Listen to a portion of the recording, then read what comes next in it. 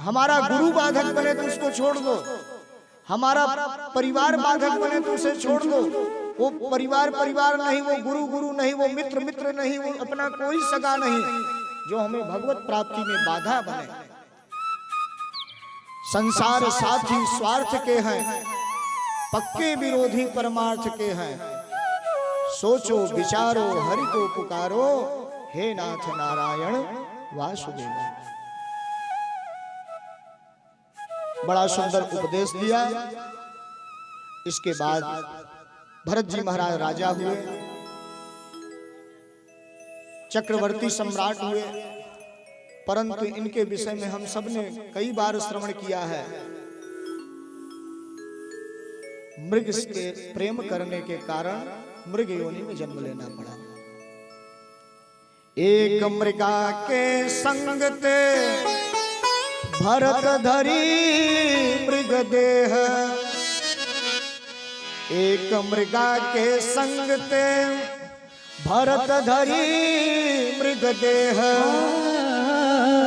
तुलसी उनकी कौन गते, जो घर घर करत सने।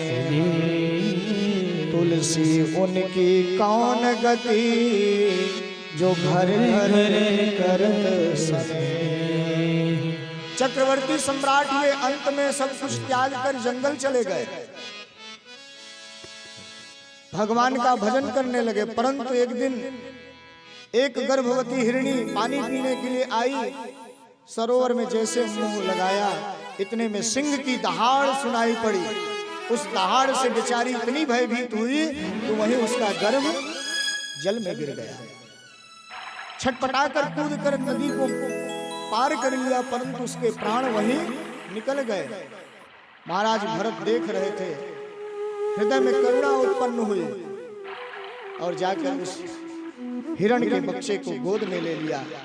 घर आए, वहां पर दूध घास किसी प्रकार से उस बच्चे से प्रेम बढ़ जाए, उसको संभालने में पूरा समय बिताने लगे। धीरे धीरे वह हिरण का बच्चा बड़ा हुआ। हिरण के बच्चे में इस प्रकार से रति हो गई कि चलते फिरते खाटते उठते बैठते हर समय केवल उसी की चिंता। धीरे धीरे जब सयाना हुआ हिरण का बच्चा, एक दिन अपने झुंड को देखा तो तुरंत आश्रम से भाग गया। महाराज बहुत प्रेम करते थे उस हिरण से। जब हिरण गायब हो गया, कोई अता पता नहीं चला, उसके वियोग में उन्होंने अपना प्राण त्याग दिया। तो शास्त्र कहते हैं अंते यामति सागति, अंत समय में आप जो भी चिंतन करेंगे वही योनि आपको प्राप्त होगी। एक मृगा के संग ते भरत धरी मृग देह, तुलसी उनकी कौन गति, जो घर घर करत स्नेह। मृग का शरीर पाया, परंतु भगवत ज्ञान से युक्त थे, वह मृग का देह त्याग दिया। तीसरा जन्म हुआ ब्राह्मण कुल में, और ब्राह्मण कुल में जन्म लेने के बाद पागल बन गए। माता पिता खूब समझाते हैं, बेटा गायत्री मंत्र याद कर लो, कुछ पढ़ना लिखना सीख लो, ब्राह्मण के कुल में पैदा हुए हो, अरे तुम्हारी वृत्ति कैसे चलेगी। परंतु उन्होंने गायत्री मंत्र तक याद नहीं किया। माता पिता बार बार डांटते हैं, समझाते हैं, गायत्री मंत्र याद करके नहीं सुनाया। भरत जी का विचार था, अगर हम दुनिया के लायक रहेंगे तो लोग हमको लायक समझकर अपने जाल में फंसा कर रखेंगे, और किसी के काम के लायक नहीं रहेंगे तो दुनिया वाले भी छोड़ देंगे। तो दुनिया से बचने के लिए सबसे बढ़िया साधन है पागल बन जाओ। इसलिए महाराज भरत ने अपने को पागल ही घोषित कर दिया। माता पिता परेशान हो गए, धीरे धीरे माता पिता मृत्यु को प्राप्त हो गए। तो घर में और 4 भाई थे, भाभियों ने खूब अपमान किया, घर से निकाल दिया, बेचारे खेत में रहने लगे। समय बीता, एक दिन एक साहूकार को बलि की आवश्यकता पड़ी, कोई बलि के लिए पशु नहीं मिल पाया, तो भरत जी ही दिखाई पड़े तो उनको ही बलि के लिए ले गए। खूब स्वागत सत्कार हुआ महाराज भरत का, और कसाईयों ने कहा कि माता रानी के चरणों में अपना सिर झुकाओ। सिर झुकाए, प्रणाम करने लगे, माता जी को याद करने लगे, हे मैया किस अपराध के कारण ये दंड मिल रहा है। माता को याद किया, इतने में मैया से रहा नहीं गया कि ऐसा सज्जन, ऐसा साधु, ब्रह्म ज्ञान में तत्पर ऐसे भरत की मृत्यु नहीं होनी चाहिए। मैया ने संकल्प लिया और तुरंत उस मूर्ति से निकल कर आई और उन साहूकारों को और जितने भी वहां भीड़ इकट्ठे हुए थे सबको वध कर दिया। किसी तरह प्राण बचा। भरत जी महाराज फिर वापस आए, खेत में ही उनकी ड्यूटी लगा दी गई। बेचारे खेत की रखवाली करते। भाइयों ने आदेश दिया है एक भी पशु खेत में ना घुसने पाए, लेकिन इतने दयालु हैं, कोई भी पक्षी, कोई पशु खेत में नुकसान भी पहुंचा रहा है तो कुछ नहीं कह रहे हैं। भाई लोग डांटते हैं, लेकिन वो कहते क्या है, रामैक चिरई रामैक खेत और खाई ले चिड़ैया भर भर पेट। बड़े धर्मात्मा है, विवेकी है, सज्जन है। एक दिन खेत की रखवाली कर रहे थे सिंध सौवीर देश का राजा रघुगण निकला, पालकी से जा रहा था सत्संग करने के लिए। रास्ते में एक कहार पालकी ढोने वाला बीमार हो गया। पालकी ढोने वाले की व्यवस्था के लिए कोई नहीं मिला, तो कहारों ने महाराज भरत को ही पालकी ढोने वाला बना लिया। अब बेचारे इतने सज्जन कि पालकी ढो रहे हैं, मन में सोच रहे हैं कि मैं ब्राह्मण कुल में पैदा हुआ संत हूं और ये राजा सत्संग करने के लिए जा रहा है, संत से अपना भार ढोआ रहा है। भरत जी महाराज सोचने लगे कि आज इसके भार को अपने कंधे पर लिया है, इसका कल्याण करके ही रहूंगा। संत किसी का भार नहीं लेते, और जिसका भार ले ले तो उसका कल्याण अवश्य करते हैं। भरत जी महाराज पालकी लेकर चल रहे हैं, रास्ते में चींटी कुछ दिख जाती है तो पैर उठाकर बगल कर देते हैं, पालकी का बैलेंस बिगड़ जाता है। 2-4 बार इस प्रकार की घटना हुई तो रघुगण क्रोधित हो गया, कहने लगा अरे ये पालकी ढोने वाले जो नए कहार आए हैं ये तो हमें कष्ट दे रहे हैं, इन्हें पालकी ढोने नहीं आता क्या? मालूम नहीं मैं सिंधु सौवीर देश का राजा रघुगण हूं, मेरे दंड से कोई नहीं बच सकता। इस प्रकार सख्त आदेश जब मिला, भरत जी सोचने लगे कुछ बोलना चाहिए। फिर आगे गए, फिर कोई जीव दिख गया, फिर बेचाकर रास्ता बदलकर चलने लगे। अब रघुगण देखकर महाराज भरत का अपमान करने लगा। देखो देखो कितना दुबला पतला है, 1.5 हड्डी का है, अरे इसमें कोई बल सामर्थ्य नहीं, कहां से पालकी ढो सकता है। लेकिन एक बात याद रखना, मैं रघुगण हूं, ऐसा दंड दूंगा फिर जीवन भर याद रखोगे। भरत जी ने कहा महाराज ऐसा न बोले, किसको दंड देंगे आप? अरे मैं तो आत्मा हूं, मुझ आत्मा को कोई भय नहीं है। रघुगण सोचने लगा ये सब बातें तो मैं सत्संग में महात्माओं के मुख से सुनता था, ये अपने मुंह से ये सब, ये तो कहार है। तो झांक कर पालकी से जब बाहर देखा तो गले में यज्ञोपवीत दिखाई दिया। और जैसे ही यज्ञोपवीत दिखाई पड़ा, रहुगण पालकी से कूद गया और चरणों में गिरकर बारंबार क्षमा याचना करने लगा। अरे महाराज, आज तो मुझसे बहुत बड़ा अपराध हो गया।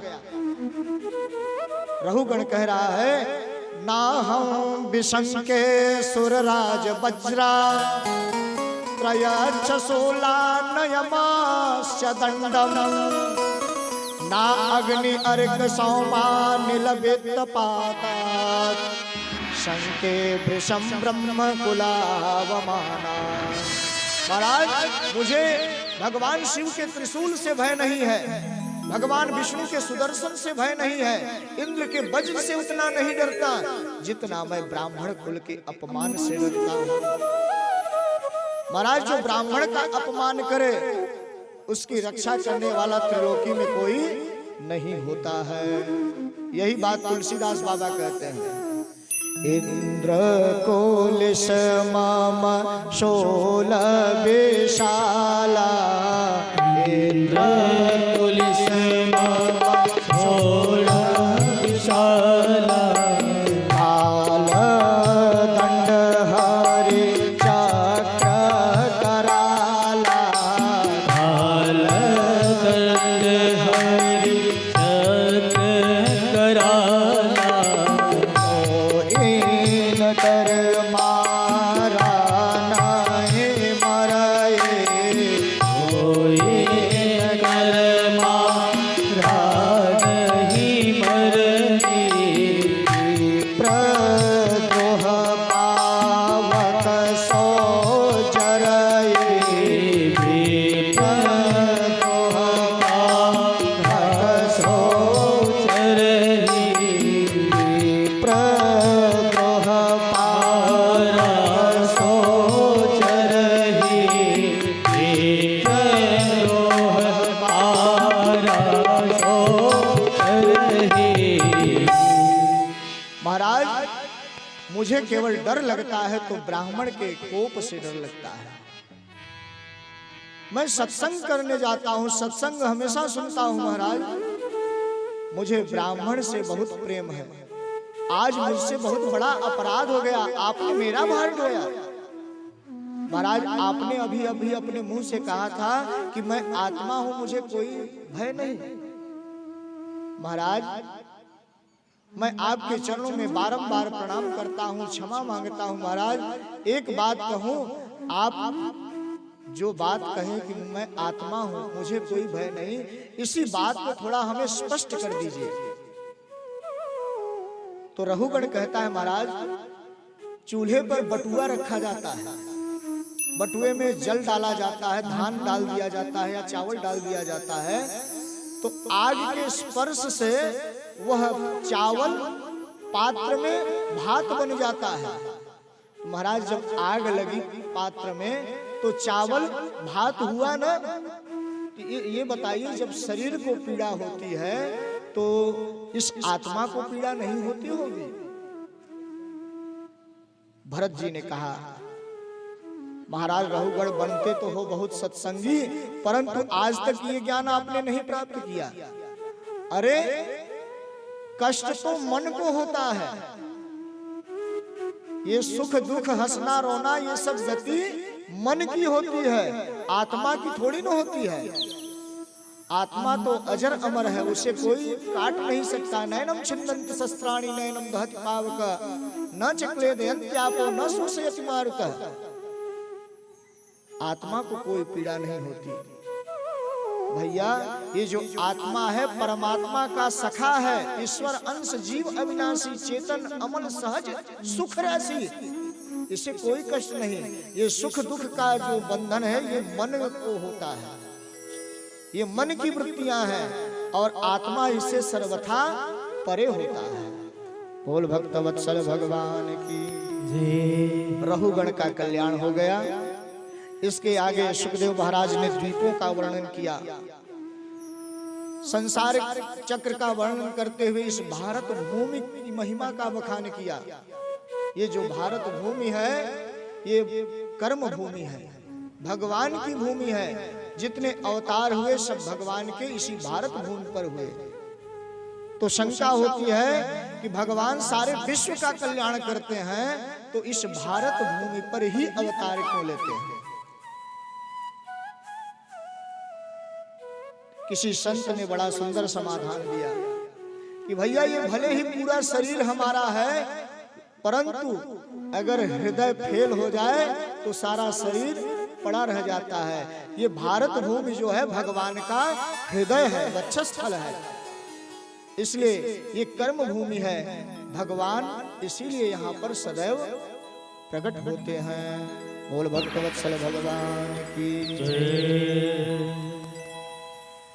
ये भारत भूमि ही ऐसी है जहाँ पर भगवान के भजन होते हैं, भगवान के कीर्तन होते हैं, जहाँ सत्संग होता है, कथाएं होती हैं। अन्य देशों में, अन्य क्षेत्रों में ये सब सुलभ नहीं है, इसलिए भारत भूमि श्रेष्ठ है। न यत्र वैकुंठ कथा सुधा पदा, न साधवो भागवतास्तदाश्रया।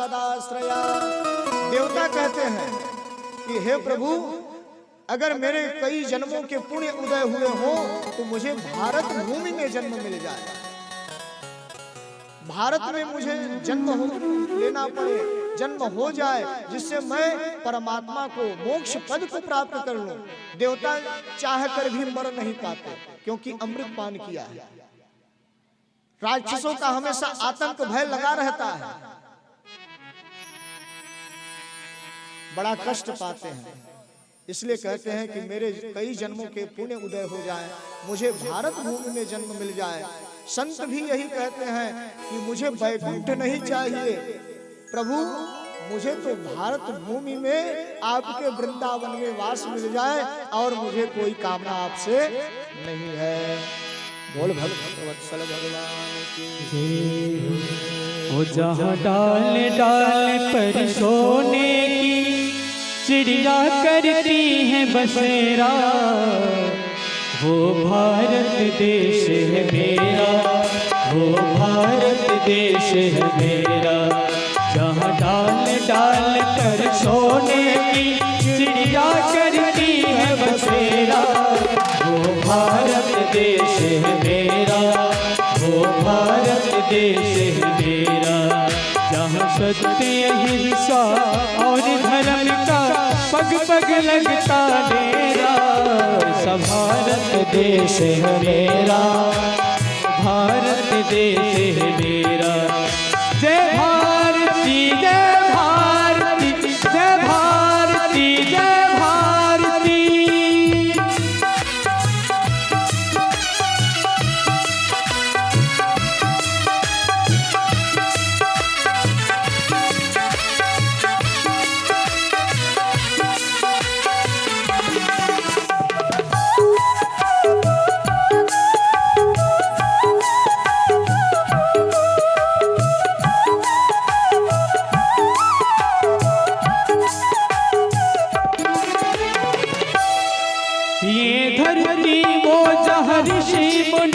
जब जपते प्रभु नाम की माला, हरिओ हरिओ हरिओ हरिओ।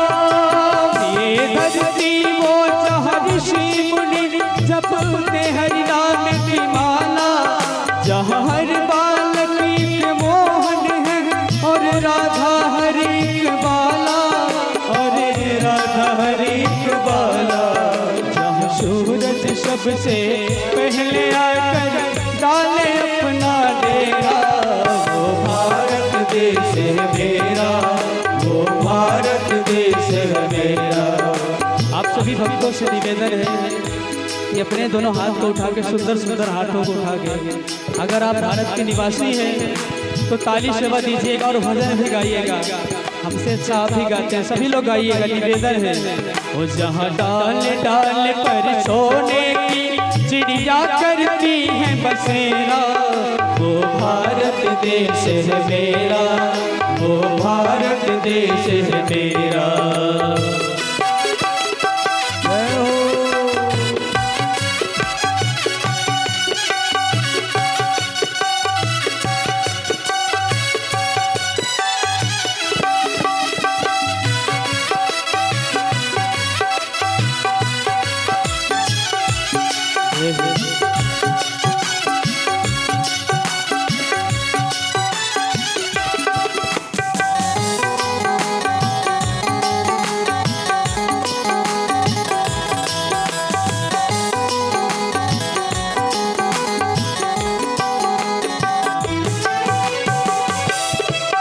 जहाँ गंगा जमुना सरस्वती कावेरी बहती जाए, कावेरी बहती जाए।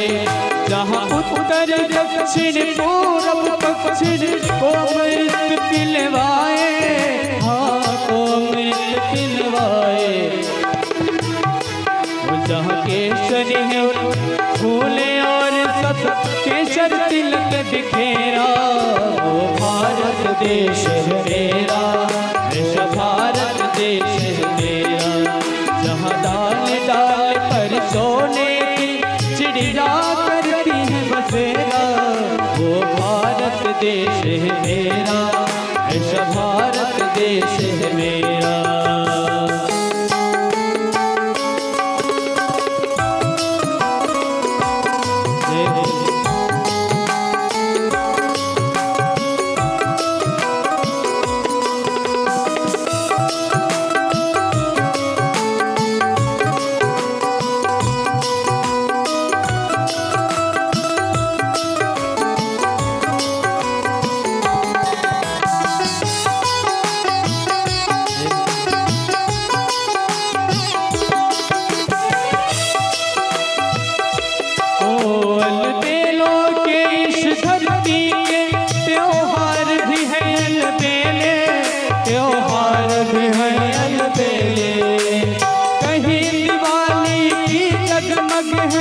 होली के कहीं मेले, हाँ होली के कहीं मेले।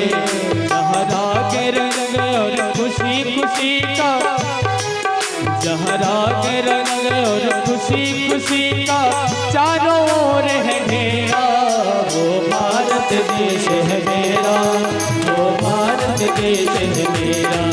जहाँ डाल डाल पर सोने की चिड़िया करती है बसेरा, ऐसा भारत देश है मेरा, वो भारत देश है मेरा। जहाँ सत्य अहिंसा और धर्म का पग पग लगता तेरा, वो भारत देश है मेरा, ऐसा भारत देश है मेरा, वो भारत देश है मेरा, वो भारत देश है मेरा। जहाँ आसमान से बातें करते मंदिर और शिवालय, हाँ मंदिर और शिवालय। किसी नगर में किसी बाग पे कोई न ताला डाले, हाँ कोई न ताला डाले। और प्रेम की बंसी जहाँ बजाता, प्रेम की बंसी जहाँ बजाता आए शाम सवेरा, वो भारत देश है मेरा, वो भारत देश है मेरा। जहाँ डाल डाल पर सोने की चिड़िया करती है बसेरा, वो भारत देश है मेरा, वो भारत देश है मेरा। जय भारती जय भारती जय भारती जय भारती। बोल भारत माता की जय। धन्य है ये भारत भूमि। सुंदर भारत भूमि का वर्णन किया, देवताओं ने भी इसकी महिमा को गाया। सुखदेव महाराज भारत भूमि का वर्णन करते हुए नरक का भी वर्णन किया 3 अध्याय में। सुखदेव जी ने बताया पृथ्वी के नीचे 99,000 योजन की दूरी पर संयमनी यमराज की पुरी है। वहां पर मनुष्य पाप कर्म करने से जाता है। कथाओं के माध्यम से आप लोगों ने श्रवण भी किया है। नरक का भयंकर वर्णन 3 अध्याय में महाराज सुखदेव ने जब किया, परीक्षित जी सुनकर घबरा गए, रोमांचित होकर बोले महाराज मुझे तो नरक से बहुत डर लगता है। क्या ऐसा कोई उपाय नहीं जिससे नरक में न जाना पड़े? सुखदेव जी हंसकर कहने लगे, अरे महाराज इतना मत डरो, नरक में वही जाता है जो पाप कर्म करता है, अपने जीवन में कभी प्रायश्चित नहीं करता, पश्चाताप नहीं करता, वही नरक में जाता है। भगवान ने हमें सुंदर नर तन दिया, इस मानव देह को पाकर अपने जीवन में आपने पाप रूपी गंदगी खूब कमाया। ये जो मानव देह है इसे आप बहुत महंगा वस्त्र समझिए। जैसे महंगे वस्त्र में दाग लग जाता है, उस दाग को धोने के लिए धोबी के यहाँ देना पड़ता है। साधारण वस्त्र तो हर जगह साफ किए जाते हैं, परंतु महंगा वस्त्र अगर कोई हो, कोट पैंट आपने सिला लिया, उसमें दाग पर दाग पड़ गए तो धोबी के यहाँ देना पड़ता है। धोबी ही स्वच्छ करता है। बुद्धिमान वही है जो बढ़िया साबुन आदि लेकर अपने हाथ से उसकी सफाई करे। परंतु यह मानव अपने जीवन में पाप करता है, एक बार नहीं जीवन भर पाप किया। पाप करते करते अपने इस मानव तन रूपी कपड़े पर इतने दाग लगा लिए, ये पूरा मानव देह गंध युक्त हो गया। बुद्धिमान होते तो अपने हाथ से हमेशा सफाई करते जाते, परंतु हम सब ने कभी ध्यान नहीं दिया। तो भगवान करते क्या है, अपने इस जीवन में इस मानव तन पे हमने पाप रूपी जो कचड़े इकट्ठे किए हैं उसको धोने के लिए भगवान ने एक धोबी घाट तैयार किया है। उसका नाम है नरक। इसलिए जो मनुष्य नरक से बचना चाहता हो अपने जीवन में प्रायश्चित करे, क्योंकि ये जो मानव देह है बहुत ही दुर्लभ है। ये मोक्ष का दरवाजा है। इसको मनुष्य को सावधान होकर समय समय पर अपने इस नरतन की सफाई करनी चाहिए।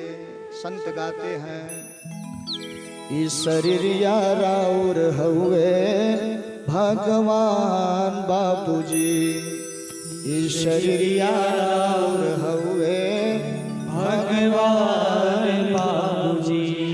पल पल निमन से राखी कर ध्यान बाबूजी, इस शरीर यारा और हुए भगवान बाबूजी, इस शरीर यारा और हुए भगवान बाबूजी, शरीर यारा और हुए भगवान बाबूजी, इस शरीर यारा और हुए भगवान बाबूजी।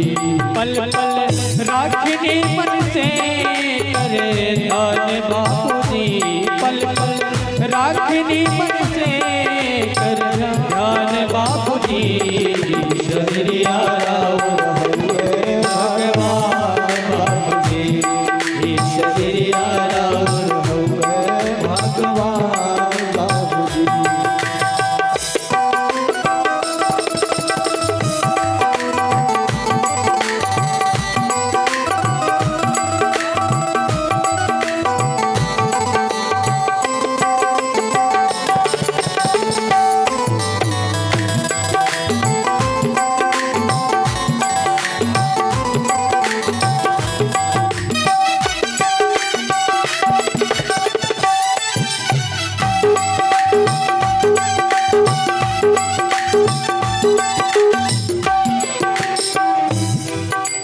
मलमल के नहवाई, मलमल के नहवाई, इतर फुलेल लगाई, इतर फुलेल लगाई, के मलमल के नहवाई, मलमल के नहवाई, मैं इतर फुलेल लगाई, इतर फुलेल लगाई।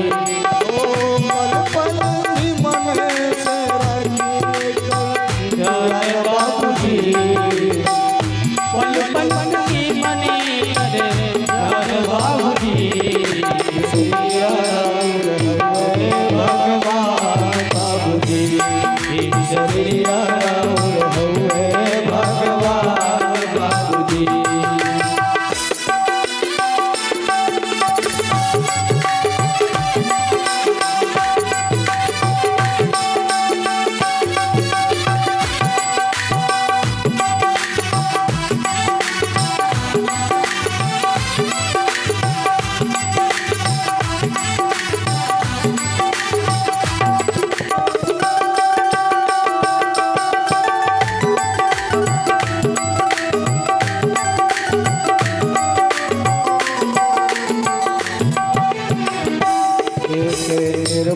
स्वच्छ बनाए, निर्मल स्वच्छ बनाए, कचड़ा जिन पहुँचाए, कचरा जिन पहुँचाए, निर्मल स्वच्छ बनाए, निर्मल स्वच्छ बनाए, कचरा जिन पहुँचाए।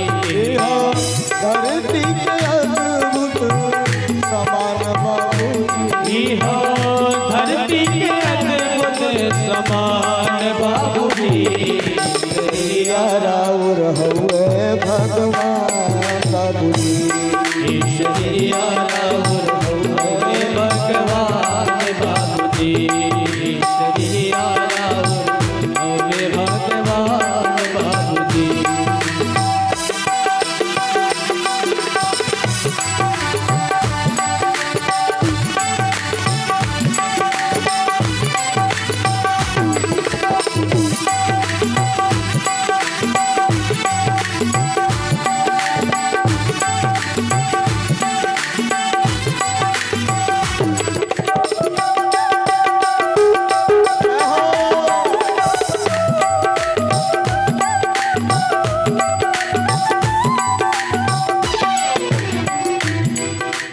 जन्म जन्म के पूजी, जन्म जन्म के पूजी, ये सस्ता नहीं बूझी, सस्ता नहीं बूझी, यह जन्म जन्म के पूजी, जन्म जन्म के पूजी, ये सस्ता नहीं बूझी, सस्ता नहीं बूझी।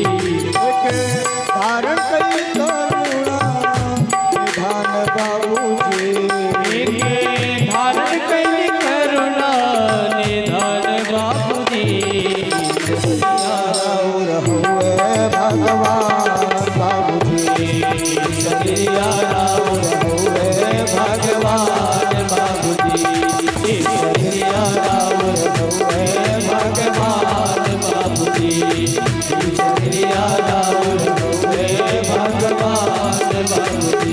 पल पल राखनी मन से करे ध्यान बाबूजी, पल पल राखनी मन से करे ध्यान बाबूजी, ईश्वरिया राउर हुए भगवान बाबूजी, ईश्वरिया राउर हुए भगवान बाबूजी, हुए भगवान बाबूजी, हुए भगवान बाबूजी, हुए भगवान बाबूजी, हुए भगवान बाबूजी।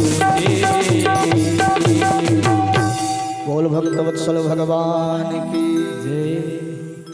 सुखदेव जी ने बताया महाराज परीक्षित बुद्धिमान